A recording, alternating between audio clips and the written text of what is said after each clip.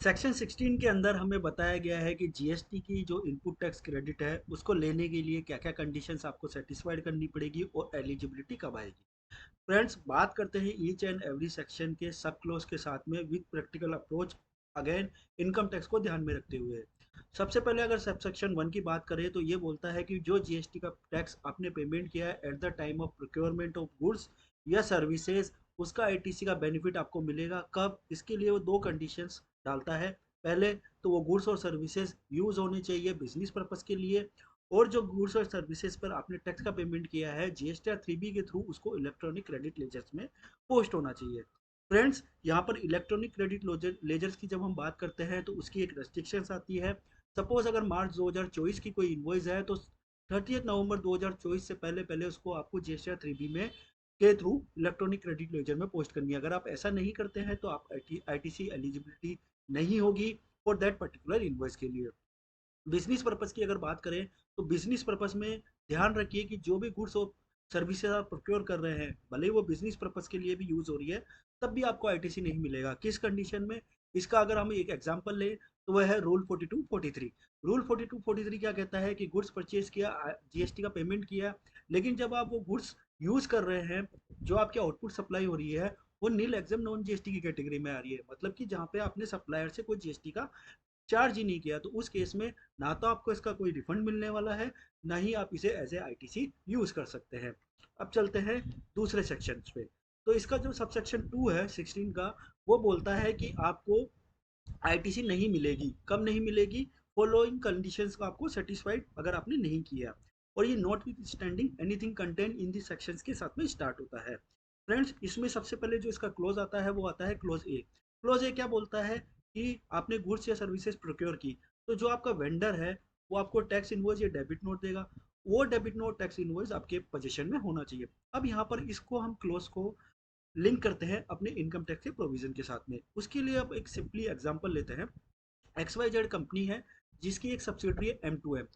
Friends, X Y Z company goods purchase कर रही है 1000 raw material at the rate 450 rupees से M2M।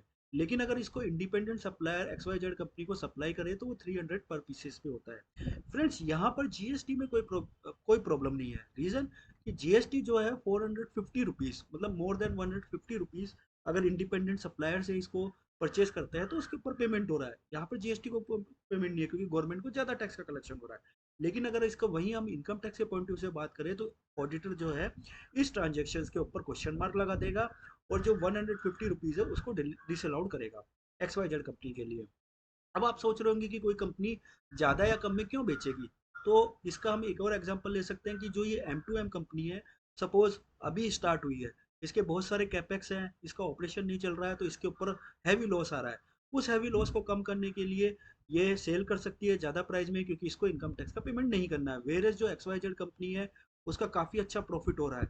अब वो प्रॉफिट को कम करना चाहती है जिससे कि उसका इनकम टैक्स बचे, तो वो अपनी सिस्टर कंपनी से ऊंचे प्राइस पर माल परचेज कर रही है। फ्रेंड्स, अब बात करते हैं हम इसके दूसरे क्लोज पे। दूसरा क्लोज बोलता है कि जो गुड्स और सर्विसेज आपने प्रोक्योर की है वो एक्चुअल में आपको रिसीव्ड हो जानी चाहिए। इसके लिए साथ ही साथ ये दो सब सेक्शन भी लाती है इस क्लोज बी में। तो पहला सब सेक्शन 1 क्या है उसको हम एक एग्जांपल से समझ लेते हैं। फ्रेंड्स, मोहन एक एजेंट है। मोहन ने बोला कि रोहित को कि तू गुड्स डिलीवर कर दे प्रकाश को। अब इस क्लोज बी के अकॉर्डिंगली मोहन को तो कभी ये गुड्स या सर्विसेज मिली ही नहीं। तो इस केस में क्लोज 1 सब सेक्शन 1 आया जो बोलता है कि ऐसे केस में भी मोहन एलिजिबल है जहां पर उसको डायरेक्टली गुड्स और सर्विसेज नहीं मिल रहे हैं। बस मोहन को क्या है कि ये जो रोहित है, ये मोहन को इनवॉइस इशू होना चाहिए, और फिर ये जो है एलिजिबल हो जाएगा, तो इसको गुड्स और सर्विसेज नहीं मिली है। सेम क्लोज 2 है वो आपका सर्विसेज के लिए बोलता है। फ्रेंड्स, अब ये गुड्स और सर्विसेज हमको ऐसा लग रहा है बहुत ईजी है कि ये मिल जाती है और हो जाता है, लेकिन इसके पीछे एक पूरा का पूरा लॉजिक होता है कंपनी के पास में। उस लॉजिक को हम समझते हैं। एक एग्जांपल लेते हैं मैन्युफैक्चरिंग इंडस्ट्री का। फ्रेंड्स, मोस्टली जो ट्रांजेक्शन टाइप होते हैं दो तरीके के होते हैं। एक पीओ बेस्ड ट्रांजेक्शन होता है, एक नॉन पीओ बेस्ड ट्रांजेक्शन होता है।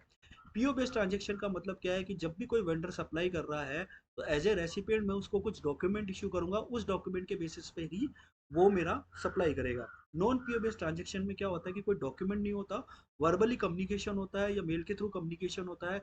उसमें जो मैंने स्पेसिफिकेशन दिया है उसके अकॉर्डिंगली वो मेरे को सप्लाई करता है वेंडर। पीओ बेस्ड ट्रांजेक्शन में क्या होता है कि जो पीओ बना उसके बेसिस पे जब वेंडर सप्लाई करता है तो एज ए रेसिपिएंट उस गुड्स या सर्विसेज को मुझे जीआरएन या एसआरएन बनाना पड़ता है। उस जीआरएन एसआरएन के बाद में ही इनवॉइस की एंट्री होती है। नॉन पीओ के केस में कोई भी जीआरएन एसआरएन नहीं होता, डायरेक्ट इनवॉइस की एंट्री होती है। हम ये सब चीज मैं क्यों बता रहा हूँ, अब मैं इसको एक और एग्जांपल के साथ समझाता हूँ।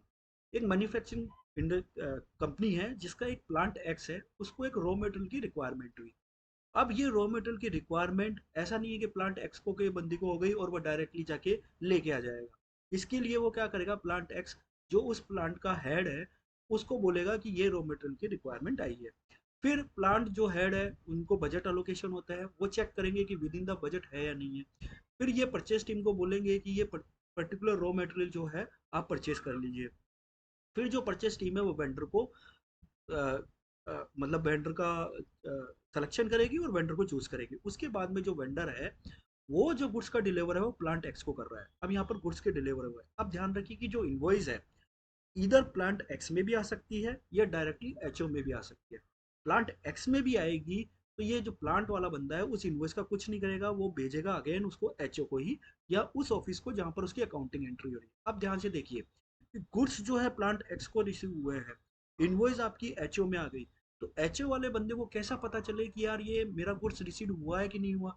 इस केस में जो हमने बोला कि ये पीओजीआरएन वाली कॉन्सेप्ट आती है। ये प्लांट एक्स क्या करेगा, इस पीओ के अगेंस्ट में जीआरएन बनाएगा और जो ये इनवॉइस है इधर उस पे जो है पीओ नंबर लिख के आएगा। तो जो इनवॉइस पंच करेगा अकाउंटिंग टीम वाला बंदा, वो देख चेक करेगा कि इस पीओ में ये जीआरएन आ गया। ओके, तो अब मैं आईटीसी के लिए एलिजिबल हूँ, मैं अकाउंटिंग एंट्री करने के लिए एलिजिबल हूँ और मैं उस वेंडर को पेमेंट करने के लिए भी एलिजिबल हूँ। फ्रेंड्स यहाँ पर तीनों कंडीशन होती है।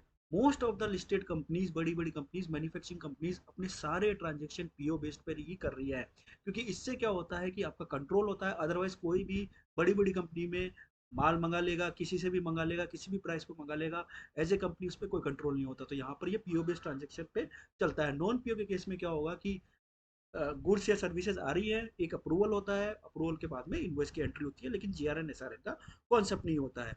तो इस जीआरएन एसआरएन से ही हमें पता चलता है कि ये गुड्स रिसीव हुए हैं या नहीं हुए हैं। फ्रेंड्स अब अगर हम तीसरी कंडीशन पे चलते हैं, तो बीए करके एक नई कंडीशन इंट्रोड्यूस की गई है। इसके अंदर क्या बोला गया है कि जो आपका सप्लायर है उसको चेक करो कि सेक्शन 38 के अंदर कहीं आपका जो आईटीसी मिला है वो रेस्ट्रिक्ट करता है कि नहीं करता। अब यहाँ पर रेसिपिएंट की बात नहीं आती है, यहाँ पर आती है बात सप्लायर की। तो सप्लायर अगर न्यूली रजिस्टर्ड है, जीएसटी के टैक्सेस को डिफॉल्ट कर रहा है, जो जीएसटी के पेमेंट है वो जीएसटीआर 1 में कुछ अलग दिखा रहा है, जीएसटीआर 3 में कुछ अलग दिखा रहा है, आईटीसी ज्यादा क्लेम कर रहा है अदर कंडीशन, तो एज ए रेसिपिएंट आपको आईटीसी नहीं मिलेगी।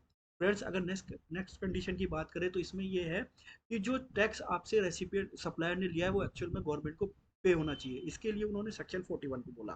सेक्शन 41 को अगर मैं एक एग्जांपल के थ्रू समझूं तो मोहन एक बायर है, राकेश एक सप्लायर है।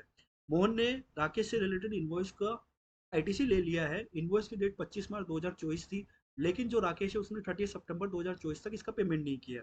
अब क्या होता है कि इसमें रूल 37A आ जाता है। सिंस राकेश ने 30 सितंबर 2024 तक पेमेंट नहीं किया, तो मोहन के पास में दो ऑप्शन है। 30 नवंबर से पहले पहले इसका आईटीसी रिवर्सल कर दे, 30 नवंबर के बाद करता है तो जो है इंटरेस्ट देना पड़ेगा।